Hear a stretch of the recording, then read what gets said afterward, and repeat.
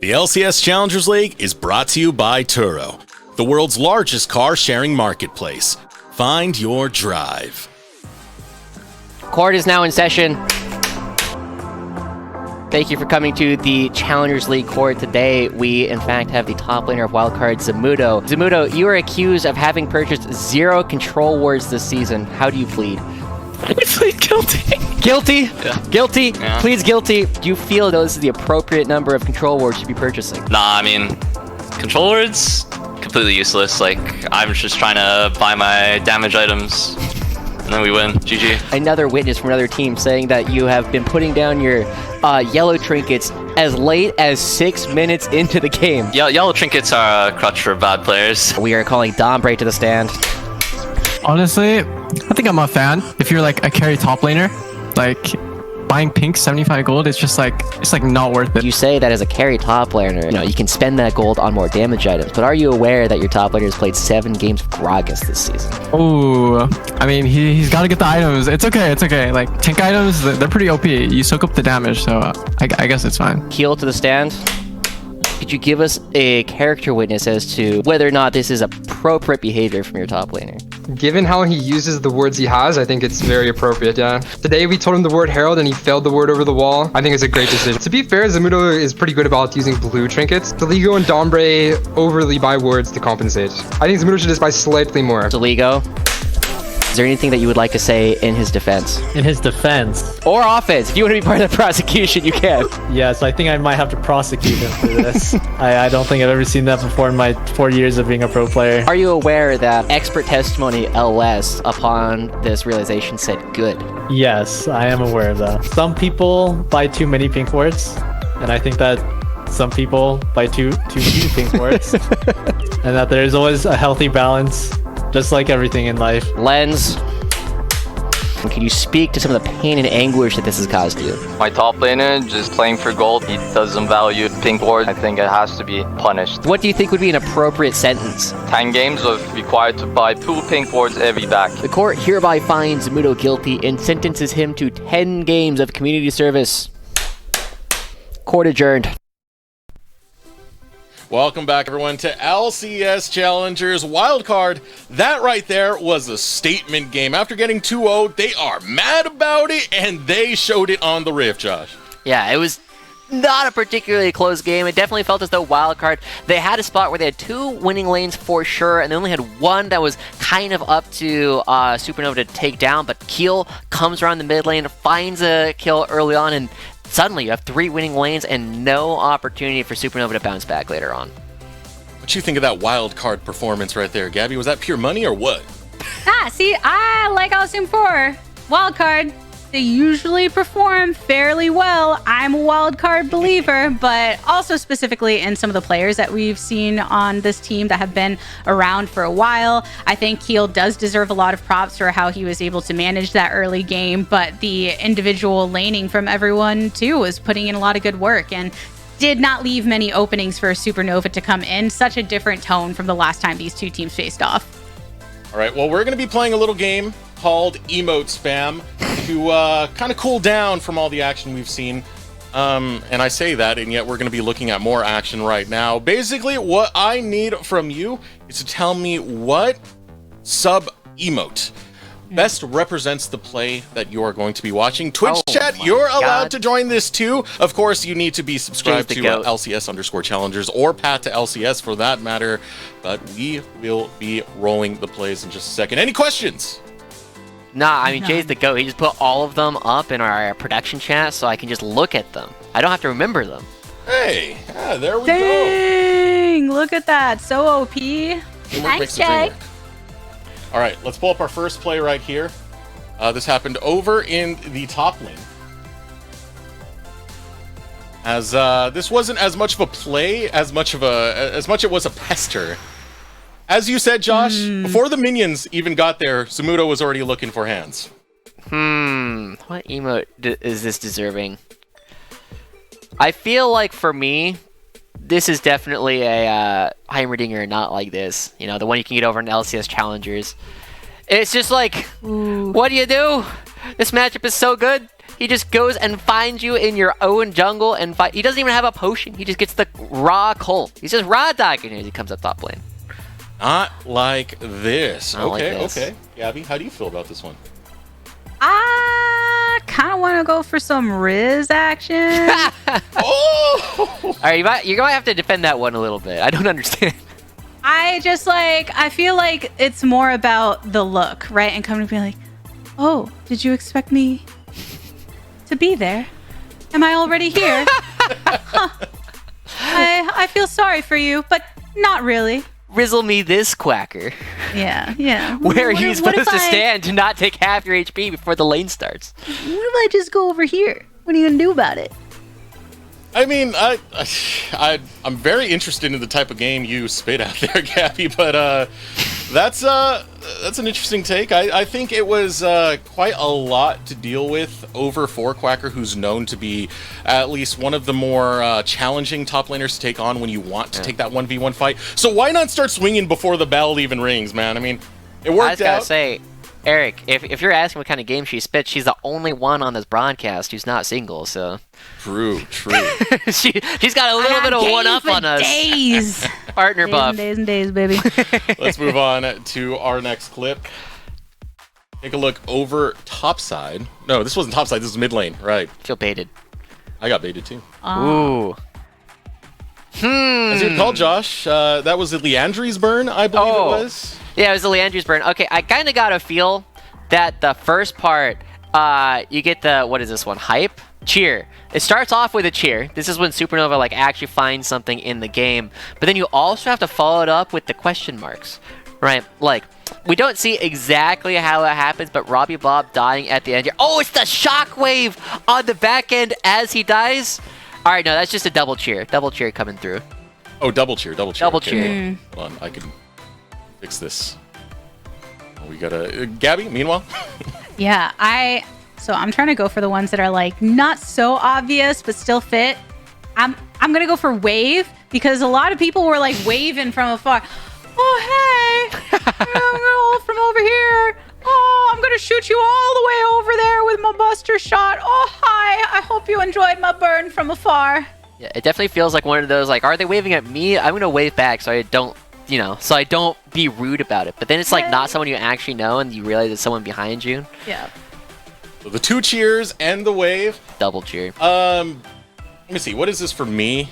If I had to say this for me, this was a little bit of a Sag. Sag? Yeah. We have a Sag? Hold on. I didn't put Sag up there. Where's my Sag? Here we go. And bam. This is the Desrux emote. Oh. There you go. Yeah, I mean, that's a painful way to go. You kind of took not just the express route halfway to the respawn, but then immediately after, there you are. Ouch. Is all I feel gotta say. I feel like you and crap, what's that Yordle's name? Oh my goodness. Vexed. You and Vexed do your makeup the same way. What? Yeah, the eyeliner, the emo eyeliner. No, I don't have eyeliner. Not right now. Soon. Soon. Okay, I accidentally deleted my camera, so I just got to move So on that you to could the go next put play. on eyeliner. Yeah, I just got to move on to the next play. So just keep it running. I'll come keep back it going. eventually. Don't worry. All right, here comes the next play. This startup right here, this shockwave from Saligo was absolutely immaculate. I really thought Supernova had a chance leading it in, and that was the emphatic no. See, so I think Okay, what you got? I got that mic drop. Mic 'Cause drop. He like dropped a ball, which is the mic Yeah. in the middle, and then Boom. it just had Mic such an drop. impact, and they were all drawn to the mic. Just drop. Just goes right on in. Yeah. It works. It works, kind of. All right, Eric, I got one for you. Can we get both smack and down? Smack and okay. Yeah. Okay. Right. This is Trevor getting ready for the smack. And then In what immediately order? after, he's hit with the down as Zamuto comes around the side and makes sure, right, if Trevor's Hex Flash goes off here, he catches 3 people with that ultimate. There you go. Trying to make the big fights happen, but this time it is all about the down. Always coming around the second time around to knock down anything that Trevor's trying to make happen. Is this your apology to me, Josh? Because No. you're kind of winning me over I'm not right now, sorry. especially picking my... Okay, never mind. Moving on to the final play. See what we got right here. This was a good shot, to say the least, coming out from Music. As trying to save his squad, as you said, Josh, it's like it's basically a frame that you have to react to, and Yeah. so little time, rough situation, Music doesn't end up getting still. How do we feel about it on the emote end, though? It's a tougher one. Oh, I didn't Oh, remove the never emote. mind, never mind. good. I know. Stare. This is a stare coming through for sure. It's like, yep, that is kind of what we were expecting to happen. But you gotta try. You gotta make it happen. You gotta try and suck out on the game a little bit, you know? Yeah. That's a poker term. I'm gonna go a little different. Yeah? I'm gonna go with hug Hug. Oh. because not only is Moo and kind of trying to go in there and hug his way in, Aw. but then I feel like Moo also deserves a hug. You're so much after the more attempt. wholesome than I am. You know what? Gotta balance you. Maybe Even that's though why this- I'm single. Even though this isn't a competition, I'm going to say Gabby wins, because the hug thing, I like it a lot over the fact that these are developmental players, man. We want to see them gotta try we it. want to see them try plays like that. Music, hats off for at least attempting it. Was very close towards getting that steal. Gabby Ultimately, yeah, Gabby wins again. Sorry, Josh. I Yeah. didn't realize this was a competition. We already established I have more game, so wouldn't it make sense that I win all the games And on the 2 games broadcast? today, Got too. you there, Josh. Oh I my see gosh. no flaw in this logic. Yeah. You know what? I'm gonna Biased let you. host. I'm gonna let you bask in. This She moment, Josh, loses again. as I will take a step no. away so we can get into our next draft, which I'm hearing is ready right now. Go ahead, drink that up, Gabby. Get those vocals ready for our next game before we send it over to draft for our second game of Wildcard versus Supernova. And this is happening on my worst hair day as well. Like, Yep. You're gonna just one moment.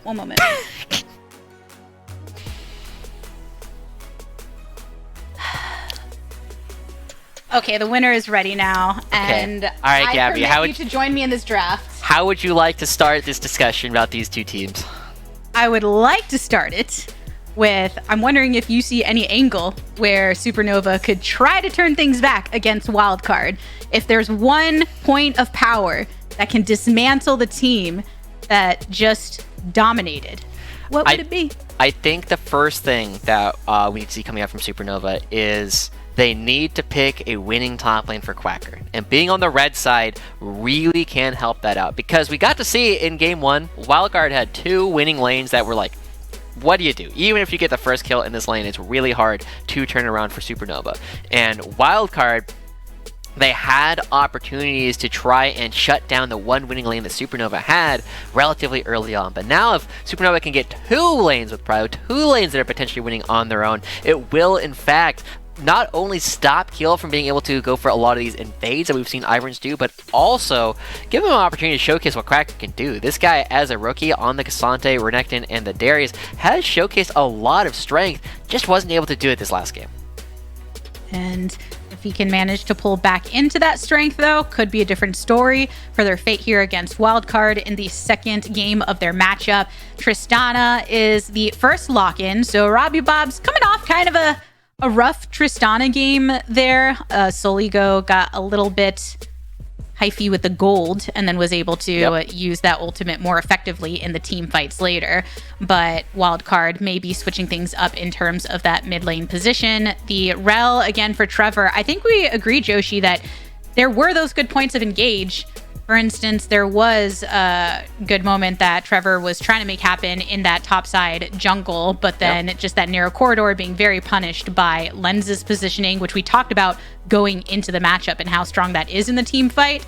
But maybe with some different tools, having a Sejuani here alongside the Rel could make work happen for them.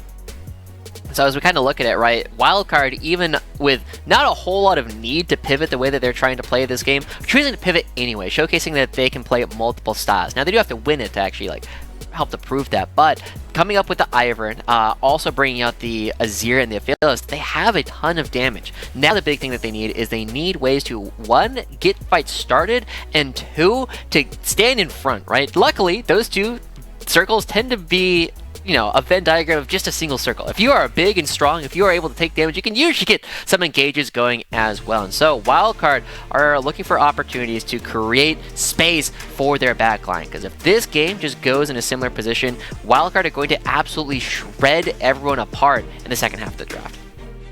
And speaking of the second half of the draft, the second half of bans, Wildcard decide to ban the Ziggs away. Sketch never really fully got to do much with the Ziggs because of all of the pressure that Keel asserted alongside Lens and Donbray on that bottom side, but it is nonetheless a pick that they are worried about, and with just that downtown ultimate being able to be a bit disruptive. But some picks on the side of Wildcard, the Azir has obviously been coming back into the meta. Azir never leaves for long, right? Just always kind of like hangs out and then comes back in, you know? Just right underneath the surface. And whenever there's Azir like on the table, you always gotta look at Corki on the table as well. Hot take, Corki's probably broken in pro play right now. He's currently sitting at like a 49% win rate in solo queue, which is the highest it's been in a long time. So as we take a look at the rest of the draft, the Melio and Jax bans actually surprised me quite a bit. The Melio is very strong alongside the Aphelios, just because you give so much extra safety to the champion, but doesn't necessarily address the job that Wildcard is currently looking at in creating ways to get fights started and just have big beefy bodies in the front half of the fight to actually withstand the burst that Supernova are currently showing. Now, it is worth noting that this Annie coming through from Robbie Bob has not been something he's had a whole lot of success on so far. It will be the 4th game, and they have only won one of those, but it is a spot where you can try and be aggressive into Saligo for a couple of levels before you start getting outranged. And if not into Saligo, can also offer that roaming pressure with the stun and Tibbers, can maybe help the jungler out a bit here and there. But Saligo on the Azir, I think a lot of mid laners can make the claim of how they're good at Azir, but I would say specifically Saligo, especially in the time in LCS, was kind of one of those consistent picks, right? That he was always playing and is ready to do so again now on this Wildcard squad. But bringing out the Alistar for Dombre, but also a Jace coming into the mix. Now, fun fact about this Jace for Zamuto, this is only the 3rd champion that he will have more than one game on, right? After the Quinn just comes out, he is now going to be playing his 2nd game of Jace. The only other ones he has more than one are Gragas and Ornn. And as we start taking a look at this spot as well, it is definitely a position where going into Quacker's Olaf, it feels as though Supernova have built themselves a composition where they have the tools necessary to be aggressive. But we do see the Alistar coming in up against the Rel, which will really stifle everything that Trevor wants to be doing.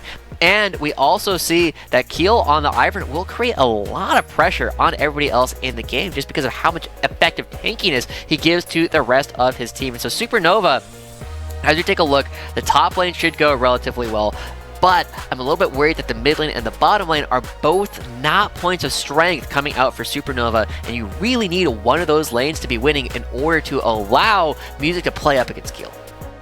And the Tristana will be down in bot side too, which you're not seeing as frequently as in the mid lane as of late, but there are some bot laners that do still try to bring her there. And you always have to consider the flexibility of a pick when it comes to draft, just being able to hide some of that intel, and then they were waiting to bring out that Annie. But nonetheless, it is the last game of this series, last of this particular stream. Of course, there will still be matches going on the other NACL stream, but Joshi, you think Wildcard are gonna slam through here just like they did the first one, or do Supernova have a chance if they can make the most of what they've brought? The big thought for me is that Wildcard, with most drafts, should be favored against Supernova, because Supernova is a team that is so reliant upon their confidence. And Game 1 was not a game that gives you a lot of confidence going into their opponents. But the one thing I also got to highlight is last game, Zamuto did choose to go with just the coal and no potion into Quacker, but that is a winning lane.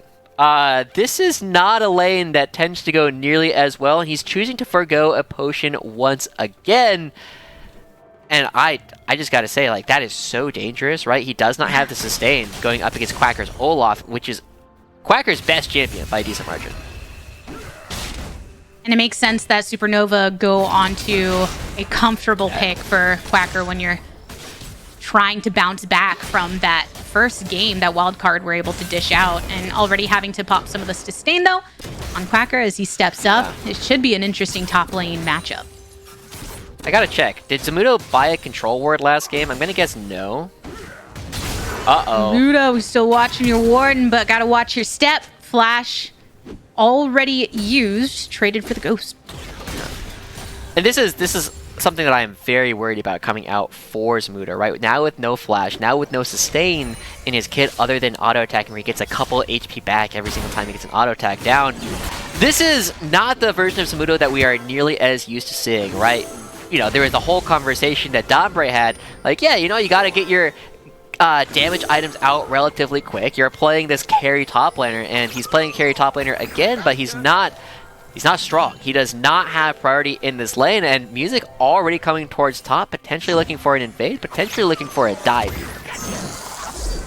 See if he can make the work of it. Music getting that deep ward so that you can keep eyes on where Keel may be heading. There's actually some Supernova wards in both sides of this jungle. Yeah, I have good news as well. Oh, this might be bad news. Bad news depending what perspective you look at. Definitely from Zamuto's side. First blood drawn by Supernova. Music gets the kill credit. Yeah, I mean, good stuff coming out from Music, knowing that he needs to accelerate the top side of the map. That is their one winning lane. Already finding the first blood coming through, and Zamuto having to teleport back in. The Dombre going to be going aggressive as well. The good news, though, going back to it, finding my train of thought again, Gabby. Zamuto bought his first control ward of the season. Hey, let's go. Let's go. Zamuto. I don't know where he placed it, but I know, I was just looking, I'm like, wait, he bought it? Where'd it go? I don't know. see it. But he bought one. Still, though. Wait, where? He bought one. He put it down and it's already... Well, no, the last game, not this game.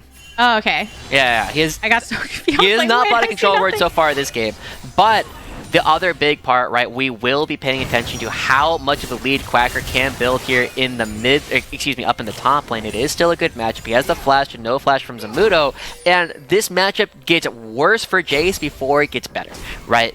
When Quacker's Ghost comes back up, Zamuto's flash will still be down, and there's more sustain coming out from Quacker. He has more damage, and Keel doesn't really want to be spending the time up in the top side of the map bailing out this lane when he knows that his win conditions are elsewhere on the map. Yeah, exactly right, Joshi. And Quacker's gonna happily trade that Ghost for that flash when those opportunities arise, and did so previously. And Zamuto will have to be careful when facing Quacker on such a comfortable pick for himself. And Keel will have to find the angles in which he wants to try to make the early plays. It's one of his strengths in the previous game. Right now, over on the bot side, we're a few seconds away from that dragon spawning. Trevor and Sketch are collapsing upon Dombre. Has the explosive charge ready to pop, and as a melee flash for Flash, is able to get out of the range of Trevor. Wow, and barely, I mean, the patience that Dombre had not going down and making sure that he waited to use his flash. Really good stuff to make sure that he could get the one out of Trevor as well. But it is still Wildcard. They are holding relatively even on the map based on how the waves have been going. The mid lane is up a wave. The bot lane is up about half a wave as well. And so far, I mean, the later this game goes, the easier it becomes for Azir and Lens on the Phalos to take over big parts of the game. And Trevor comes into the mid lane. They know he's there. Trevor hanging out in the line brush. He dropped, but still nothing to be too worried about. Quacker, though, on the top side, getting the most of Zamuto. I know I was looking over at the mini-map because I just saw Quacker, you know, at 6, using that ultimate and really able to own Zamuto there. And it's what you were saying, Joshi, that you had to be worried about in that particular top side matchup, and Supernova wanting to index into that strength. Yeah, I had a couple of fun statements as Dombre finds Trevor. Ooh, Dombre trying to answer with the knock-up, and Sketch starting to feel the burn. Rocket jumps out of there. Trevor in the slowed but armor stance, making the way towards the river, but Keel is there to collapse if needed. Just punted right over into Keel's hands, and ends up getting the kill onto Trevor here. Good for Lens to have. Yeah. We gotta take another look at this. Remember how we were saying that this matchup gets worse before it gets better because the Ghost comes up early? Yeah, Zamuto's like, yeah, let me farm this wave.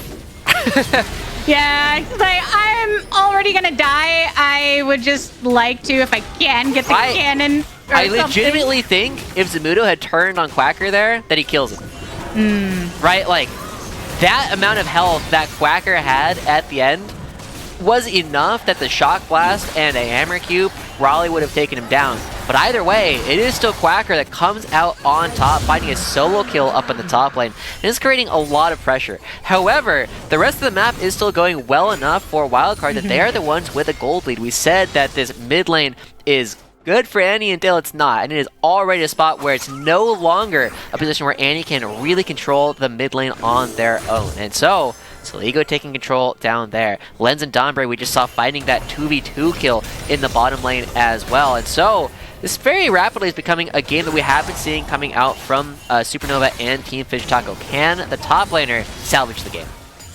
And can the mid laner for Wildcard get out of this? Emperor's Divide to knock him back. Music flashes forward. Oh my And with God. the help of Keel, Oh my god. Soligo can get out of there. Did have to flash though and ult. A lot of pressure across that mid. And Wildcard had established a lead there already just from farming. Yeah. And now Supernova, they're also moving over towards the Rift Herald as well. But look at what's going down in the bottom lane. Supernova, Sketch, not going to be the victim of a dive. It will just be another objective coming out from Supernova.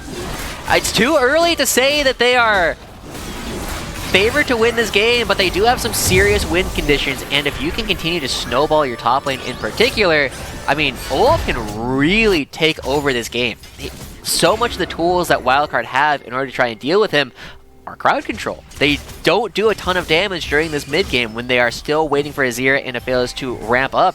And Quacker, the one problem we've seen with some of these newer top laners is their ability to actually get into fights hasn't always been there. But this is an opportunity to showcase what kind of growth he's actually had so far this split. See if the lead that they have been able to get onto Quacker will be enough to make the hero plays later on into this game. Soligo, even though he is severely pressured across mid, though, does still have a significant boom to that CS lead, almost at 20 and ushering that wave up currently. And I think that Wildcard then are going to be very focused on not letting Quacker snowball anymore so that they can use their CC effectively, at least on the rest of the team, if they can make sure that Quacker doesn't run right over them. It's definitely a game where Aphelios' guns are going to matter a lot, right? Like, Aphelios' guns always matter, but this is one where I don't know if you have the damage to deal with the Olaf for a while, but 3v3. Trevor trying to go for the knock over the shoulder. Heal coming in with Daisy. Dombre stunned up. Go, Daisy, go. Oh, stunned again. Daisy The root. trying to put the distance between. Another crash down by Trevor. Multiple knockback from Wildcard. The consistent line between the 3-on-3, but so low. Sketch rocket jumping out of there. Music has fallen. Flash by Sketch. So interesting how the way when you have an Ivern and how the brush plays and just the face-off purely between each side and Trevor's really aggressive attempts to try to even those out. And it's a miracle for Supernova that nobody else goes down. They're still going to be down 3-4 waves in the bottom lane. A bunch of plates going down as well. And we get to see the power that Keel on this Ivern has had so far. And it looks totally okay at the beginning, but the aftershock comes through. There's enough HP as well. And even though both teams look to go for these big turns in the middle of the fight, another fantastic flash and cleanse from Lens. Make sure there's no extra damage. And Dombre, at the same time, coming in, knocking Sketch back into the rest of the fight. If it was any other character, they're dead there, right? No other character has the ability to ignore crowd control and use the flash as well as Tristana does. Sketch and Trevor just so narrowly were alive there at the end. But yeah, I mean, good work on Trevor to create the distance. I think Sketch also using that buster shot defensively. Now the top side is where the action is coming. Keel walking right into Music and Trevor. Quacker speeding on up to slash away. Keel has fallen. Zamuto just backs away from the turret. He's not able to join the jungler enough to keep him alive. And Supernova trying to make sure that this gold lead that Wildcard is accruing isn't too much, but a lot of the pressure Wildcard has is down bot. We're at 11:45 into the game, and look what they have done to that bottom turret. Oh, it was pretty close with the Rift Herald, but not fast enough for Supernova. It is going to be the first brick going over solo to Lens. And this was really good from Supernova, right? Once you have a lead somewhere, you want to try and make sure that the lead snowballs elsewhere on the map. It's usually not enough to just do it off of one person. By picking up the kills onto Keel, by allowing Quacker to start feasting on multiple other members, you give yourself opportunities to really shut them down. But now Wildcard, we're starting to see a lot of their members are getting their damage items coming through. Lens already on one item. Saligo, when they actually complete their back, should have their first item as well. With this next dragon already spawning through, Robbie Bob will not have his. Still working up to that one, that's for sure. And on the side of Wildcard, think about when you have an Ivern, for instance, and you're working into those more supportive mythics. It means already having the Moonstone available. Kraken Slayer, like you said, on to Lens, but now match Kraken Slayer on the opposite side as well. And with this dragon up, that first one was snagged by Supernova, kind of off of some of that pressure from Quacker on that top side. But now it's a different story 13 minutes into the game, with Wildcard keeping Dombre over towards mid to ensure nothing too crazy comes from that way for Supernova as they attempt to set up around this Drake. Yeah, and I'm watching Quacker. He moves down towards the bottom side of the map. Currently in the mid lane, it does look as though Wildcard not necessarily too interested in taking this fight. They know they have a big scaling advantage. They probably don't recognize that they actually have a gold lead across the map, but if they do, it's going to be Lens saying like, yeah, I am a strong player around me. But it is buying a lot of time for Zamuto to be farming off in the side lane, and they see two members. This is temporarily a 4v3. It still takes a bit to burn down this dragon. It's at 50% now, and Music still standing by side. Soligo's coming from that bot angle, was previously down. Music does secure the dragon. Sketch rocket jumps forward. Lands the explosive charge on Dombre. Yeah, everybody's getting burned, baby. Wildcard takedown 3. Quacker has to Ragnarok out of there, so even though it is the dragon over to Supernova, Wildcard, with that gold that they got, they push that lead even more. About to take down this mid turret at 14.5 minutes, which puts their gold lead that much higher at 4.6. That is a crazy swing all at once. Supernova falling into Wildcard's hands. They're so good. Wildcard is one of the best teams in the league at actually going for some of these objective setups, and by corralling the members of Supernova, using their extra range, the green gun from Lens, Saligo off on the bottom side to move Supernova away from this dragon and force them to take a ton of damage throughout this entire dance. I mean, Lens and Saligo just able to free hit so much of this fight as we see another opportunity to go onto Zamuto on the top side. Yeah, never gonna let up on top. Just look how that initial burst in this fight for sure. Yeah, it's not often that you see these really big green gun ultimates from Lens and failures really pay off, but that was one where he just gets to do so much damage to the entire team, and then followed up with a flamethrower, absolutely decimating all of Supernova's HP bars. So far, Wildcard, I mean, it didn't look as though they were ahead for a lot of this game, but now it is so hard for the members of Supernova to try and get in. And looking where that gold is, Lens just becoming so powerful, but the teleport behind him might create some trouble. Trevor moving on forward. Dombre in the center of many red bars. Zamuto's coming from the opposite angle. Dombre flashing over the wall, but an aggressive play from Supernova means it's the 1-for-1 trade. Support still low. Lens just completely zoned off by Tibbers in this jungle side. Trevor goes in once again. Dombre attempting to step forward, but Sketch is threatening with a rocket jump as well. Follows up after getting the read set. Keel in some trouble. 3 members already down for Wildcard.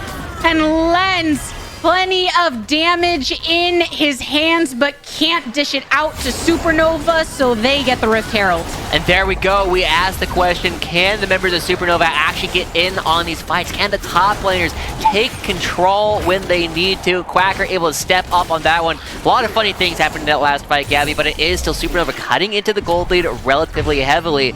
And now they should be feeling strong enough to actually go for some of these team fights. But as we take another look at this, the big things that we look at, a massive flash from Lens keeps him out, but it also prevents him from being in a position where he can hit. He can't walk up into Robbie Bob super effectively, and he has to spend a lot of time. Dombre uses ult to stay alive on the side, but Zamuto going too early. The rest of his team not able to actually line up and help him out with the damage, even though it's a massive choke point that Wildcard is swinging into.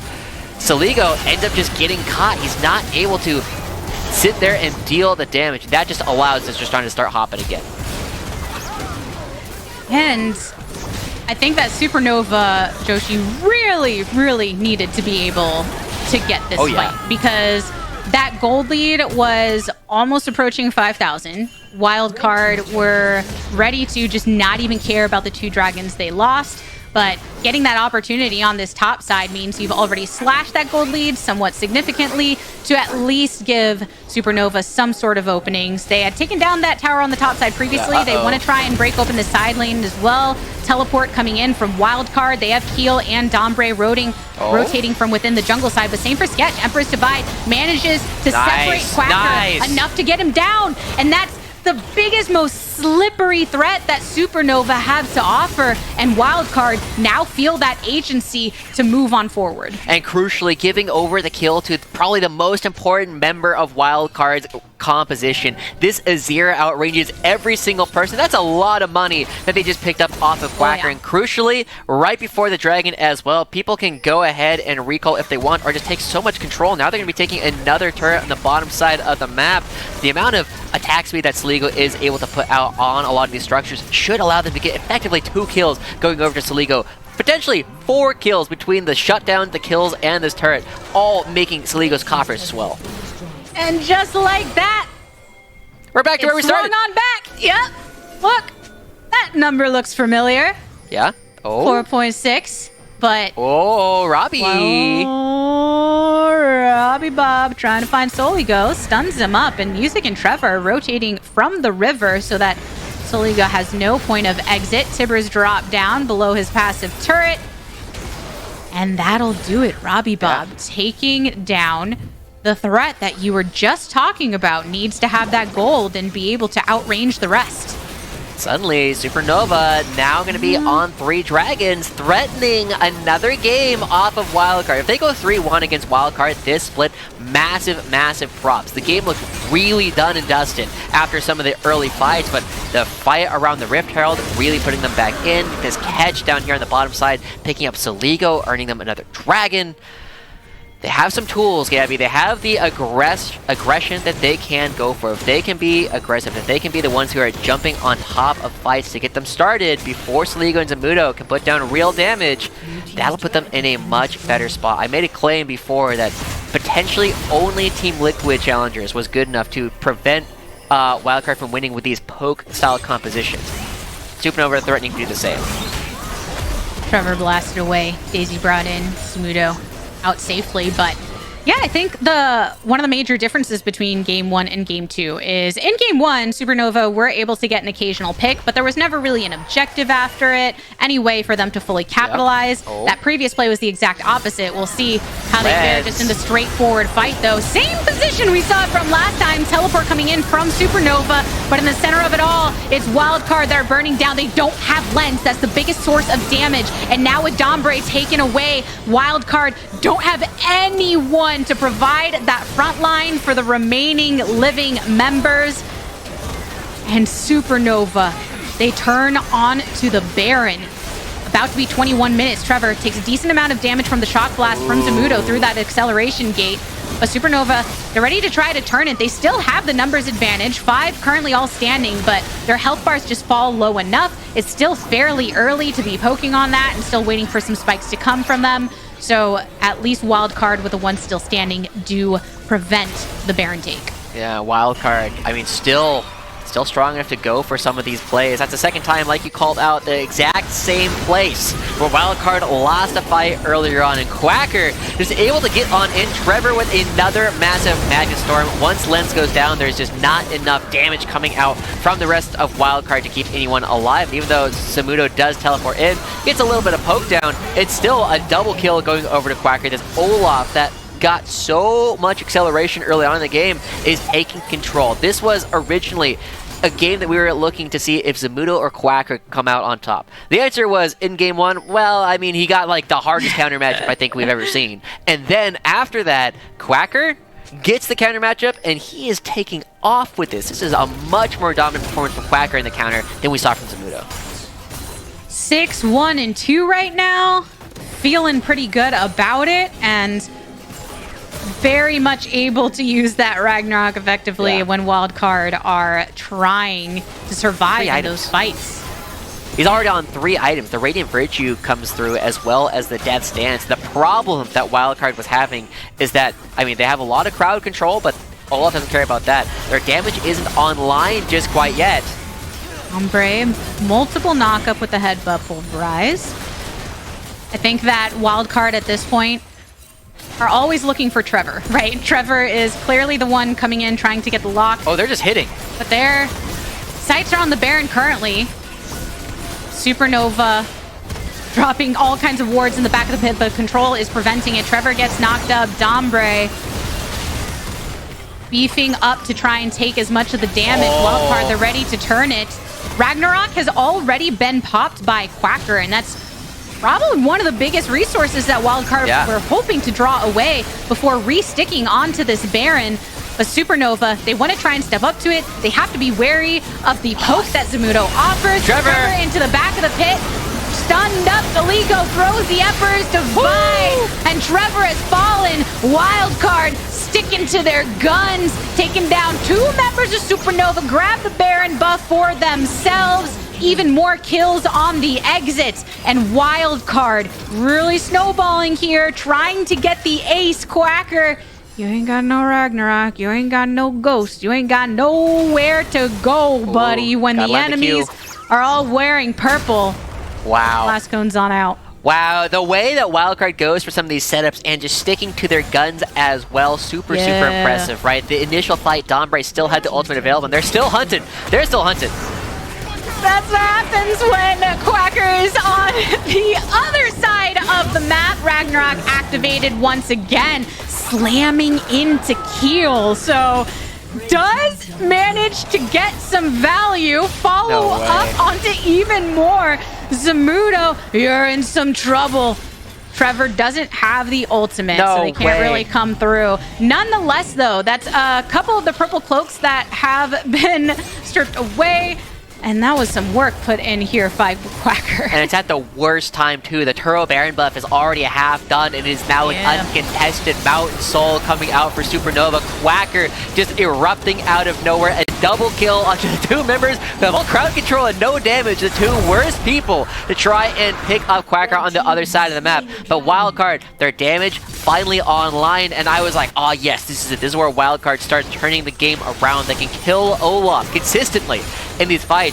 But now, can they? He's got a Mountain Soul. He's got 2 Mountain Dragons underneath his belt. Wildcard have to be super careful. They have to make sure that their backline is all hitting the same target in these fights. And while Soligo is very close to the Rabadons, which pushes damage through the roof, I mean, Dombre's getting caught. And knocks them both up just to be able to buy some time to cone on out. One does follow. Bobby Bob facing off as Zamuto on the top side, but got him. Lens gets locked down. Lens gets popped. Dombre's not long to follow. Bobby Bob, just a sliver of health to him. I mean, it's Wildcard that have been playing with the Turo Baron buff for this time, but Supernova that were still willing to get aggressive in their face every single time. Yeah, and it doesn't feel like Wildcard are winning. Even though they're up 4,000 gold, so much of that is neutralized by the Mountain Dragon. So much of that is neutralized by the fact that Supernova are the ones going for plays. Wildcard trying to move in order to actually siege things with what was left of their Turo Baron buff, but they can't do anything. They can't move around. They don't have control of the waves. And Supernova are just willing to full send it. So much of that can be attributed to Trevor, and so much of the damage has been coming up from Quacker. Again, 9-1-3. One of the most dominant performances we've seen from him so far. Grabbing up a bit of a bounty there for Supernova too, since that was previously up. All the while, Sketch was ushering that wave on that top side. So a map state that was very much looking in the favor of Wildcard. They had turret advantage. They had some room to work with, but you said it, Josh. I mean, that Soul is putting in work for Supernova, and they found a renewed strength and are really understanding how to lean on Quacker. So Wildcard, I wonder if they can afford to continue going for these split pushes, right? And these split pushes, I guess, like as a whole team, right? Just being on the other side of the map, trying to create pressure. Because Supernova are just like, well, let's group up. And if we see less than 5 people, we're just going to fight them. Dombre, again, finding themselves in a spot where this could be where Supernova find 3 fights basically in a row that wins them the game. Soligo has the Rabadons completed. He does the damage, but he needs space. He needs the rest of his team to set up for him to take control. And that's the thing, in terms of the fights themselves, it's Supernova that's been in the driver's seat. And Trevor, Music, and even Robbie Bob, when that Tibbers with stun is available, they just have a lot of engage tools that they have not been afraid to pull the trigger on. And then Wildcard sometimes being able to execute with the Emperor's Divide, for instance, by Soligo, but when you're using a lot of those skills in a defensive manner, same with the way that Dombre has to disengage in a lot of these cases, then you don't feel that power to be able to fight back against the team that has been whittling down on the lead that was growing to be so significant for the Wildcard side. And one of the things that we did see from Wildcard and have seen from them consistently is that they are really, really good.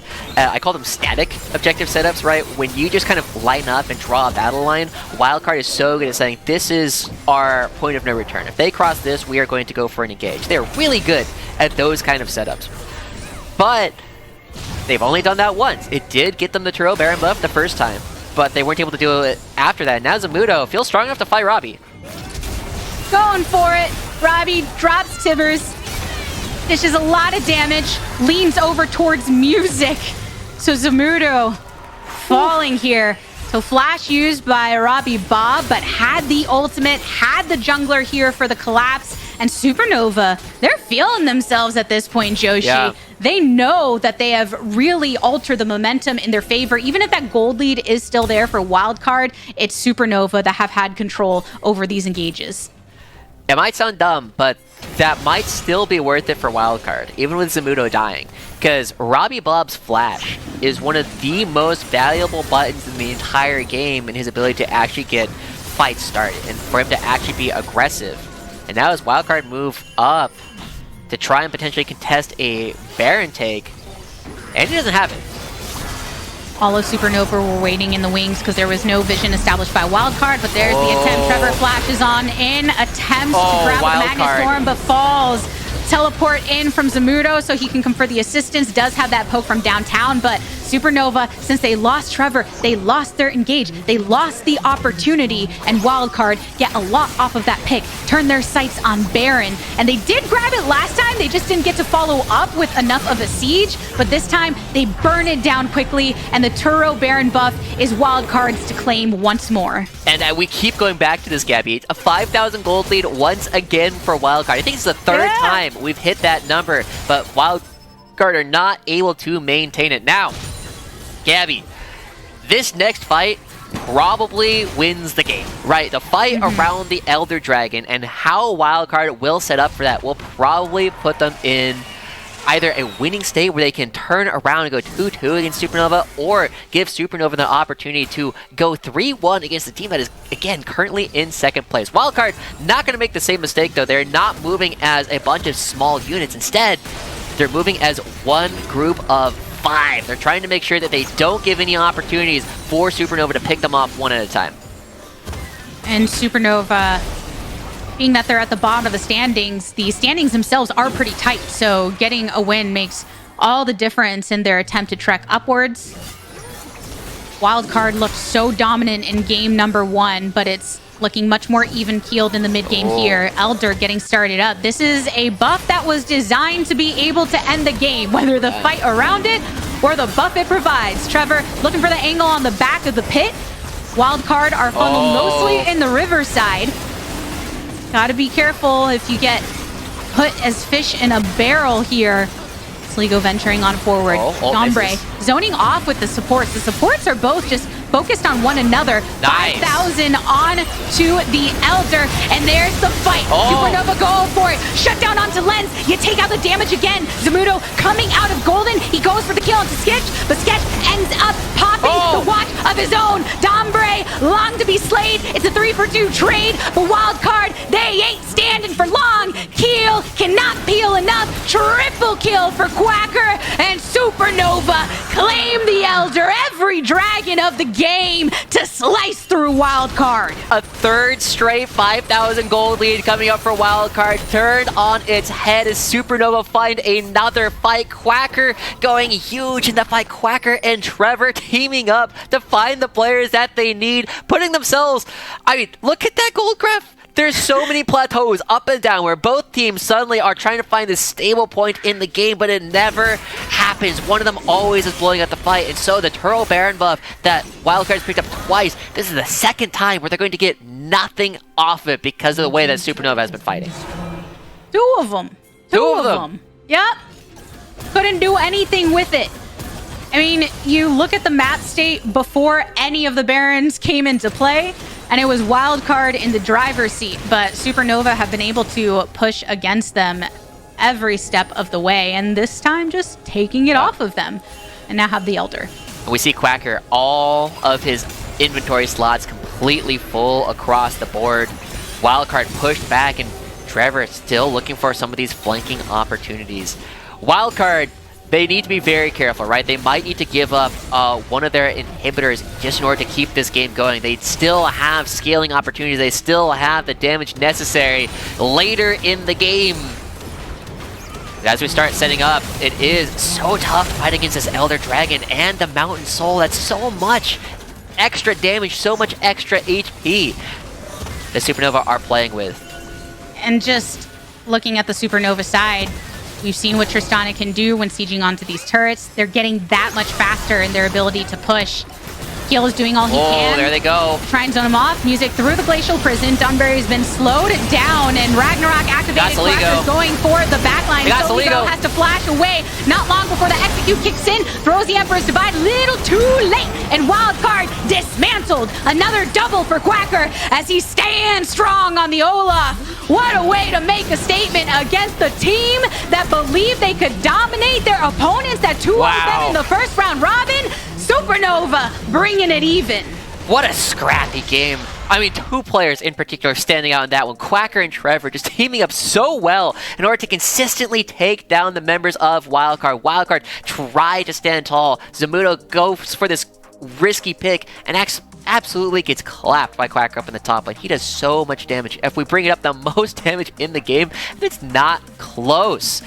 Just everybody else on his team not even doing half of what he's able to do. And Trevor setting everything up, consistently finding these good engages. Rel so good. And yeah, I'm ready to call Quacker the MVP of this series. Even though he had a tough time trying to make anything happen in the first game, it was all the Supernova top laner. I'd say he won our head-to-head for sure.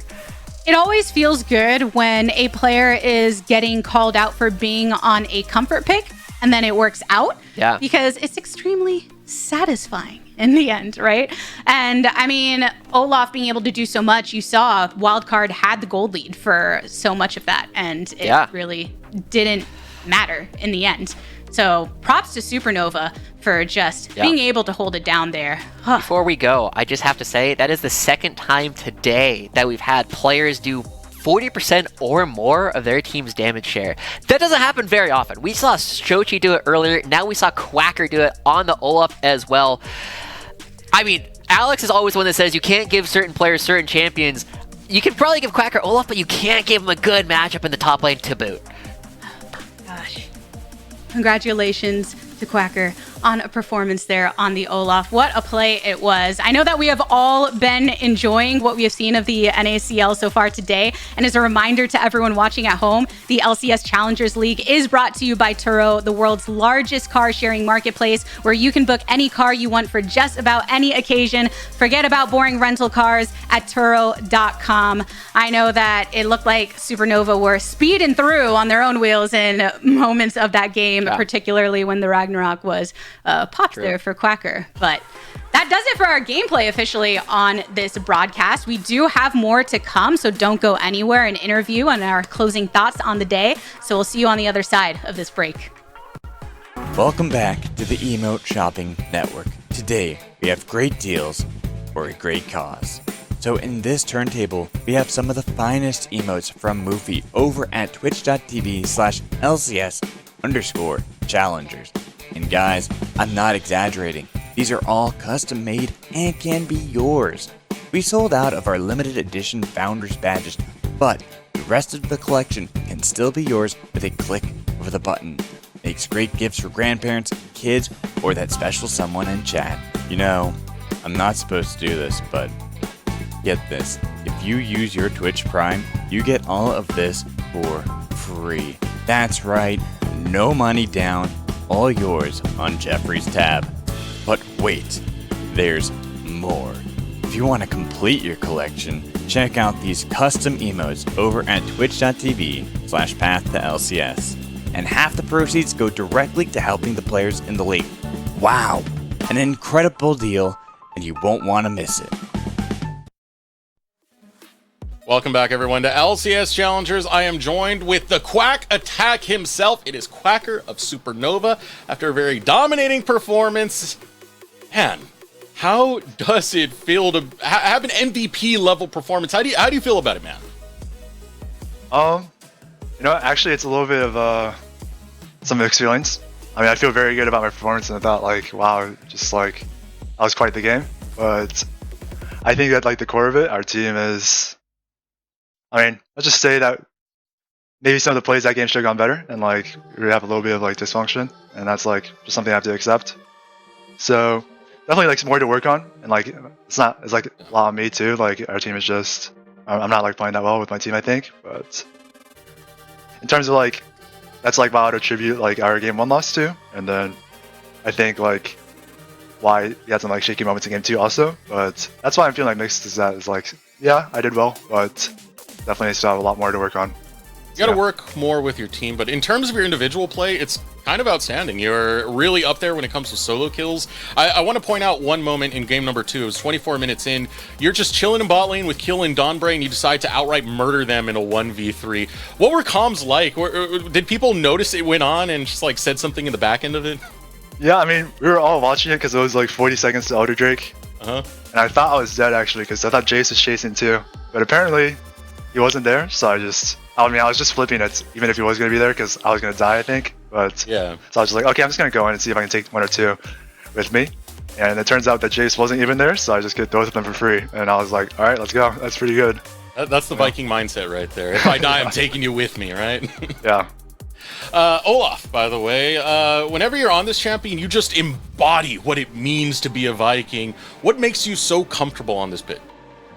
I think really the key of it is like I've always excelled on Ghost champions, which like champions that take the summer spell Ghost, which I think comes from. I mean, originally I was like a Darius one trick for like 3 years, so kind of played with Ghost that entire time, like 3 years time span, and I was just playing like only Ghost every game in solo queues. So maybe I just picked up some pointers and like some skills from that, and now anytime I'm on like any champ that takes Ghost, I feel pretty comfortable. Yeah.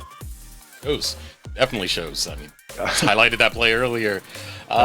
So this is your rookie split. You've already managed to get second in solo kills. A lot of people have been singing your praises. Reflecting onto this first round robin, how do you feel about your performance, and what are you looking to improve coming into round 2? I think first round robin, I was pretty happy with like my laning in terms of like my individual laning and how that was going. I think I was finding like pretty consistent leads. I think kind of ended on a sour note with the series against DSG. I think take a lot of responsibility for our team losing that series. God's a tough opponent, though. Yeah, they did a pretty good job of like killing me, honestly. So yeah, I feel pretty bad about that one, and that's kind of like where I have like my reflection, like okay, I still need to improve and still have a lot to work on. So yeah, otherwise I'm feeling pretty good. Good, that's good. Give me some of the inner workings of Supernova. Trevor, before we've talked about it, was a big voice on Fear. Is that the case on Supernova? Who else does the shot calls for the squad? I'd say the core of it is mainly just Trevor and music. I mean, jungle and support are the ones that kind of move around the most, like have like the most like dynamic movement around the map, I guess. So it's pretty normal and like standard for them to be the shot callers. Then I think like the way it works with like the remaining 3 roles, like top, mid, 80 carry, is that some games one of us will carry, usually like whenever we're winning. So whoever is kind of in the carrying position will also pick up some of the slack on like the communications and stuff like that. So yeah, that's pretty much the core of it, without giving too much. 2 dedicated shot callers, and then 1 is just whoever has the momentum coming in. Yeah. All right, Quacker. Now this is a question I've been kind of itching to ask for a while, ever since I've seen you join the league. We're all gamers. And with that comes gamer tags. How did you come up with Quacker? Yeah, it's a pretty funny story. So, kind of when I was, it actually stems from like when I was like elementary school, probably, like when I was really young. But my friend, these friends I just played video games with, I would play like Pokemon with them. I'd play like, then we picked up League together. He really liked like the Pokemon Psyduck, I think. That was like his favorite Pokemon. So he chose like this name Quacker, like spelled normally, for his like gamer tag. And then I used to have like whatever random gamer tags before that. But one day I was just like playing League with him. I was like, how funny would it be if I just changed my name to be the same as yours and we do a rank together? So and you just show up both in the same game and you have like the same name. So I chose Quacker then, and it's kind of just stuck since. And that's why there's like a W instead of like the normal spelling. It's because my friend had the normal spelling. And so I couldn't copy it, right? But yeah, that's the origin story. I don't think I shared that yet publicly, but there it is. Honestly, that's great. That's yeah. I mean, it's just stuck, and I've never changed it since. So. All right. Does that mean we just call all your big plays the Quack Attack? Do we just keep going with that? Yeah, I think so. Yeah, I mean, it's all great. Quack Attack. Before when I was on Wildcard, I was Quack the Deck. All of this is fine. That's all good. Yeah. I mean, yeah. You know, it's actually kind of funny because I remember in the old days of Supernova, it was like 3 or 4 years ago, there used to be a little picture they would post of the Supernova Psyduck. So it feels like this meme is coming full circle now. Just I wasn't aware of that, but that's pretty sick. Yeah. Well, to that regard, it's going to do it for the interview. I want to know if you have any shout-outs before we let you go. Yeah, shout out to my team for sticking through it and having, like, really persevering, even though like we're definitely like the underdogs. Shout out to my friends and family that are watching. They've been very supportive, especially this split because it's my first time in like tier 2, I guess. So yeah, I think that's it. Thank you. Enough that. We are going to let you go now. Thank you for joining us, Quacker, and I want to wish you the best of luck on the rest of the season. Thanks for having me. Yep, thank you. All right, let's pull our casters back in so we can close out this day. What an origin story. He just copied someone else's name. Yeah, shout out to Quacker with a U. Like, that guy got something started over here. Is he going to climb the ladder? Are we going to get both Quackers on Supernova sometime in the future? I don't know. We'll have to ask this one. I wonder what position the other Quacker played when they were playing. That's a good question. I'm going to guess it was probably a jungler. Feels like a jungler, huh? Yeah, if you're a top laner and you got your buddy, it's got to be the jungler, right? Yeah. You know what? I'm so far from you on the map. True. You got to keep it OTP. Got to make sure you have that bromance rolling. Let's bring up the standings so we can get to closing out the day and see how things have shaped up on our side of the pond. Ooh. So far, what's popping out to you? I heard you say ooh right away, Josh. What is it? Maryville took a game off of Team Liquid. Ooh, that is an ooh. Oh, okay. Yeah. I mean, that's really big. Let's see. DSG, Fly. Who won that one? It looks like they went 1-1 there. That one's not particularly surprising to me. I mean, I think the big upsets that we had today were Supernova taking a game off of Wildcard, and so far, Maryville also taking a game off of Team Liquid. Those are definitely big shouts coming through from those rosters in order to try and find opportunities to climb the standings a little bit. How about you, Gabby? I mean, it's your return back over to NACL for the summer. How'd you like your visit? Yeah, I mean, I I always love it getting to come hang out with you guys, watch some games, and I think that Supernova was surprising not just because of the win, but because of how dominating Wildcard was in the first game. So I feel like that set the tone of, okay, this is what people were thinking. Wildcard have been consistently the better team. They're going to best them this time around. And then you think, oh, actually that wasn't the case. And I think hearing from Quacker too, and having that mindset of these are things we need to improve upon to try and find some more results, that's always what you want to hear from players when venturing forward. I also And have to as a bit of a address heads a up. mistake there, Sorry. Eric. I can't read. It turns out FlyQuest did get a 2-0 today over Disgust. That's what I was about to bring up against Yeah. Disguise. Okay. Yeah. Well, now I've owned up to it, so you can't blame me for it. It's all right. I can flame you for the halftime shows and you failing both of them. So, hey. All right. Let's get out of here. Let's start closing now. First of all, the LCS Challengers League is brought to you by Turo, the world's largest car-sharing marketplace, where you can book any car for just about any occasion. Forget about those boring rental cars at Turo.com. Big thank you to them. And a big thank you to everyone watching. Of course, each and every one of your lovely faces. You do make this broadcast possible alongside our players. Be sure to tune in to what's coming next, because we're about to raid the LCS_Challengers stream. So we got more league action on the way. Be sure to say hi from them to us. But for the broadcast, I want to thank you for joining us, and we'll see you next time on LCS Challengers League.